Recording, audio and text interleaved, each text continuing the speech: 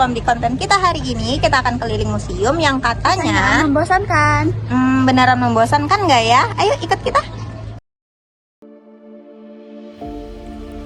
Kita hidup di negara dengan lebih dari 17.000 pulau, 1.300 suku bangsa, dan lebih dari 700 bahasa daerah yang masih hidup sampai hari ini. Angka itu pun kita hafal sejak SD.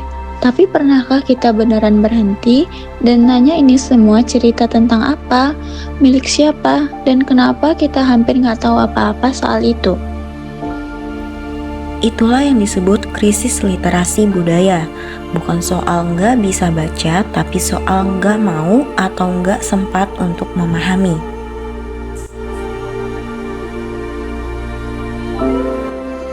Jadi literasi budaya adalah kemampuan kita untuk membaca dunia di sekitar kita. Bukan hanya teks di buku, tetapi benda-benda tua ini. Ritual yang masih dijalankan, cerita yang diturunkan dari mulut ke mulut.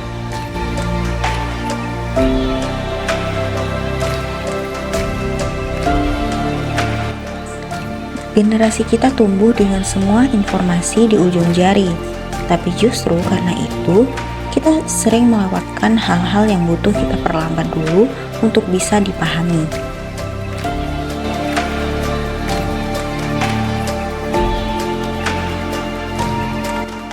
Kita scroll cepat, kita skip caption, kita konsumsi konten tentang budaya kita sendiri tanpa pernah ngecek ini beneran cerita kita atau sudah dimodifikasi dan dikemas ulang buat dijual.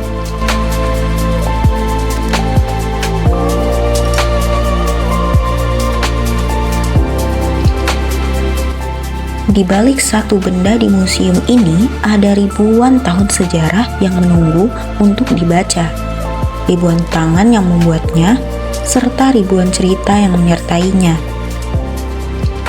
Tapi kita sering lewat begitu saja, foto dulu, upload, lanjut jalan tanpa tahu apa yang baru saja yang kita lewati.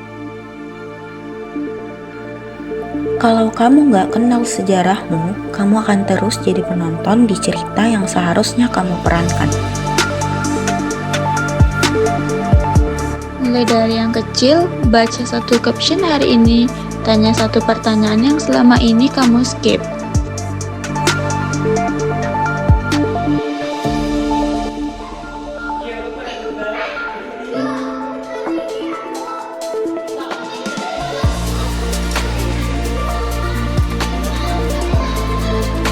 Ternyata ada banyak sekali pahlawan-pahlawan dari Minangkabau ya.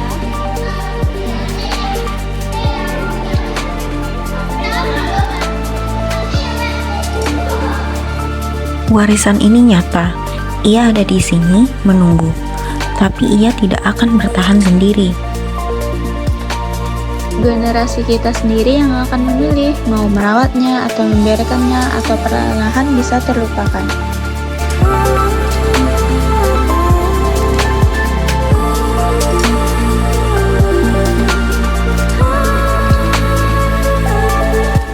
Jadi yuk mulai kenali warisanmu, karena literasi bukan sekedar bisa membaca, literasi adalah memahami dunia yang membentukmu.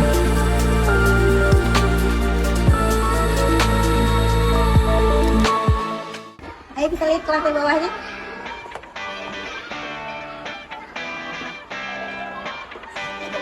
Dan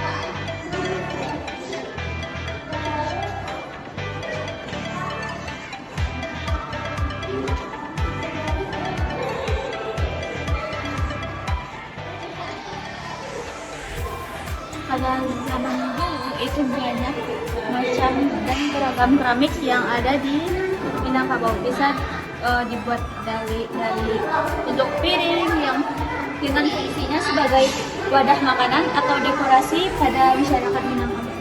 Ada juga nampan, tempat perhiasan, dan juga pasu.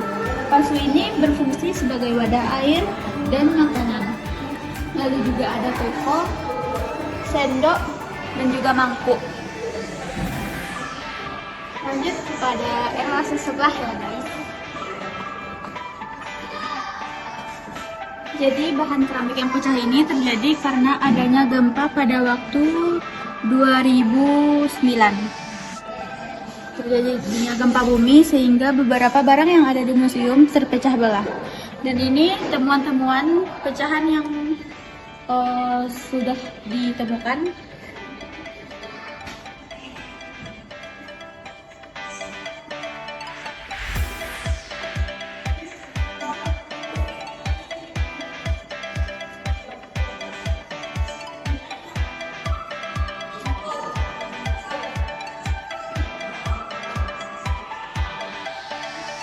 Ini adalah detik-detik yang mengubah segalanya sehingga perhiasan-perhiasan cantik tersebut menjadi terpecah belah. Pada 30 September 2009, jadi di tengahnya reruntuhan koleksi-koleksi ini menjadi simbol ketahanan budaya, fisiknya terfragmentasi tetapi nilai dan identitas dalam keindahan yang terkandung tetap hidup. Kolaborasi juga lintas bangsa dan komunitas lokal muncul untuk menyelamatkan, mendokumentasikan, dan merawat serpihan sejarah. Kini kepingan-kepingan keramik tersebut berdiri sebagai cerminan keteguhan manusia atau warisan budaya yang meski rapuh tetap bertahan dalam ikatan kolektif manusia.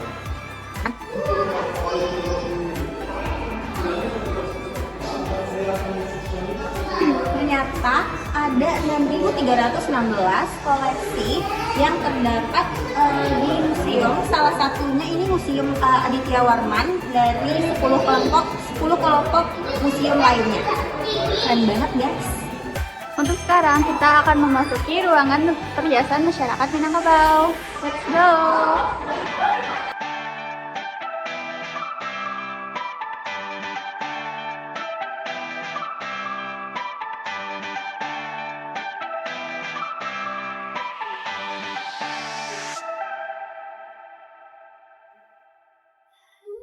Dan ini adalah beberapa perhiasan-perhiasan yang digunakan pada masyarakat Minangkabau.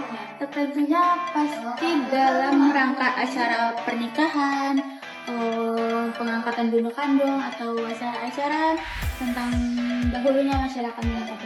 Contohnya seperti kalung kaban pada di daerah Payakumbuh Bunuh Kandung menggunakan kalung kaban saat acara adat. Sementara di Lingkobo digunakan oleh pengantin wanita. Kalung kaban ini memiliki makna sebagai sebuah gambaran ketekunan dan ketabahan seorang wanita. Wanita Minang dalam kehidupannya. Selain ini, kalung ini juga bermakna kepatuhan pada adat istiadat dan aturan yang berlaku dan juga pendirian yang kokoh. Ada juga kalung takya, duku pinyaram yang merupakan nama dengan duku pinyaram ini karena kalung ini menyerupai makanan khas Minangkabau yaitu pinyaram. Lalu ada kalung romba dan duku harango-rango. Duku harango-rango ini adalah perhiasan perempuan Minang yang sebagaimana namanya kalung ini menyerupai rago permainan tradisional anak Nagari di daerah Solo. Kalung rago-rago adalah perhiasan wajib dikenakan oleh pengantin wanita di saat acara pernikahan. Kita bisa lanjut kepada perhiasan yang lain. Selanjutnya kita bakal lihat perhiasan-perhiasan yang dipakai oleh laki-laki Minang. Salah satunya ini adalah saluk tumbo. Saluk tumbo ini adalah salah satu kelengkapan pakaian pengantin laki-laki daerah Solo. Bagian depannya bertingkat dan berlekuk melambangkan bahwa seorang pengantin laki-laki haruslah yang dapat membawakan diri sebagai seorang sumando atau semanda dalam keluarganya. Lalu ada ike lingkang seperti ini, dan ike lingkang ini nih merupakan hiasan kepala pengantin laki-laki juga yang melambangkan ikatan pernikahan yang akan dijalaninya. Ike juga melambangkan bentuk tanggung jawab serta budi pekerti yang harus dimiliki oleh seorang laki-laki. Ini juga ada beberapa ikat pinggang, salah satunya ikat pinggang patah 9. Ada 2 bentuk yang bisa teman-teman lihat. Ini adalah ikat pinggang yang biasa dipakai oleh pengantin laki-laki juga di daerah pesisir yang dipasangkan setelah memakai si samping. Sebelah sini.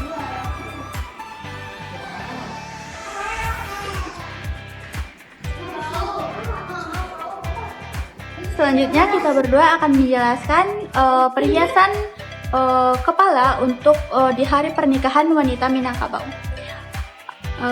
Seperti suntiang ini. Ini adalah sunting tinggi atau sunting dadang. Suntiang ini atau hiasan kepala pengantin wanita dalam acara perkawinan Minangkabau mengembangkan beratnya tanggung jawab yang harus diemban oleh seorang wanita saat berumah tangga. Juga ada suntiang randa. Sunting randa ini juga disebut sebagai sunting tete yang digunakan oleh kasumandan sebagai pengiring pengantin yang hanya dapat dipakaikan pada perempuan kerabat dari pihak mempelai perempuan. Jadi setelah menjelaskan beberapa kalung, beberapa ikat pinggang atau perhiasan kepala laki-laki, perhiasan kepala wanita, lanjut kepada perhiasan gelang masyarakat Minangkabau. Ada beberapa gelang, yaitu ada gelang gadang. Gelang ini merupakan hiasan kedua lengan kiri kanan pengantin wanita, yaitu anak daro pada waktu upacara perkawinan di Minangkabau, khususnya di daerah Payakumbuh dan sekitarnya. Lalu juga ada gelang rago-rago seperti ini. Gelang rago-rago ini adalah perhiasan yang dipakai oleh perempuan Minangkabau pada acara adat. Gelang rago-rago ini juga memiliki makna bahwa seorang perempuan harus mengetahui seluruh sanak famili dari keluarga besarnya. Ikatan sebuah keluarga tidak boleh renggang. Jadi itulah makna dari gelang tersebut. Model gelang rago-rago tidak hanya itu saja, ada juga beberapa macam model lain seperti ini. Kita lanjut pada gelang kaki. Gelang kaki ini biasa digunakan oleh pengantin wanita di daerah pesisir selatan pada saat duduk berdua di pelaminan. Perhiasan ini lebih melambangkan keagungan atau kedudukan sosial atau status sosial seorang perempuan yang memakainya, bukan hanya sebagai perhiasan kaki secara khusus. Seperti ini, perhiasan kaki.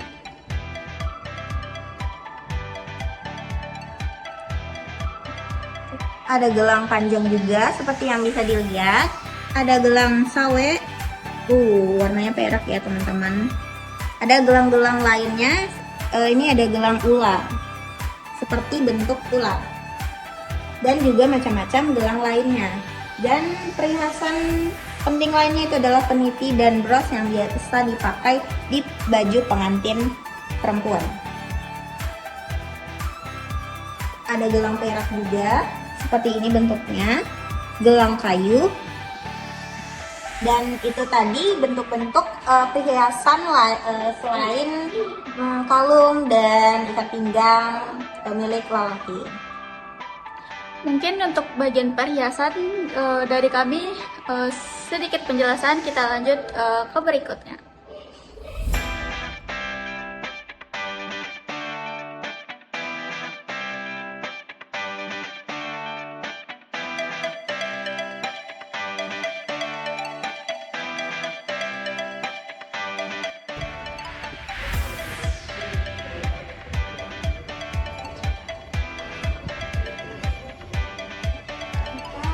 Sekarang akan menuju ruang pameran Randang Minangkabau.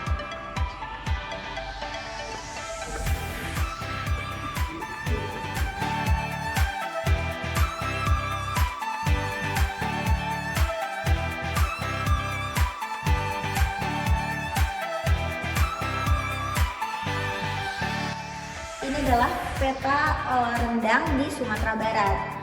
Sumatera Barat itu khasnya adalah rendang daging. Di semua daerah Sumatera Barat itu khasnya adalah rendang daging. Tapi ada beberapa macam rendang lainnya seperti rendang ati atau rendang paru yang ada di Padang. Kemudian rendang itik dan rendang ayam yang ada di Agam. Dan beberapa jenis lainnya yang bisa teman-teman lihat sendiri di museum ini. Kemudian, gimana sih sejarah awal rendang itu terciptakan? Jadi kata rendang itu berasal dari Minangkabau, yaitu kata randang yang merujuk pada teknik memasak yang disebut marandang.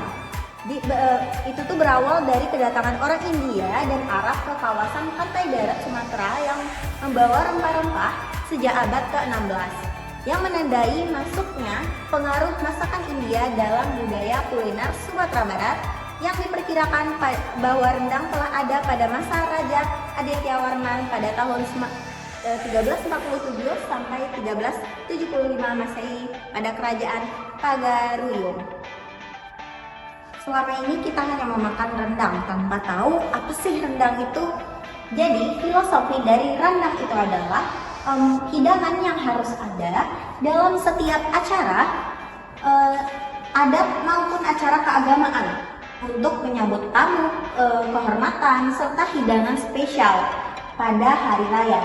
Proses memasaknya yang lama membutuhkan kesabaran, ketekunan, dan juga keahlian dan kebijaksanaan sehingga menghasilkan cita rasa yang khas dari rendang yang lezat dan nikmat.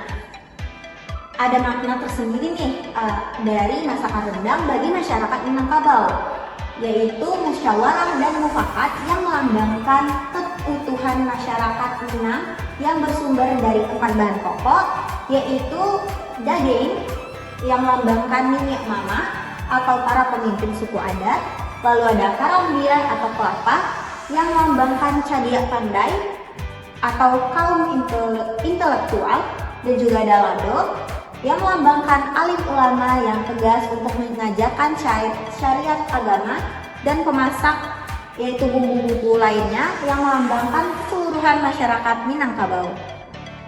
Karena kita tadi udah lihat bentuk-bentuk rendang, jenis-jenis rendang, serta sejarah dan filosofi dari rendang, bahkan ada figurannya juga loh ya kan Ami ya. Kami jadi kelaparan nih nengoknya, bentuknya asli dan sangat cantik ya Ami. Benar. Nah, sekian video dari kami, sampai jumpa di next konten. Bye bye.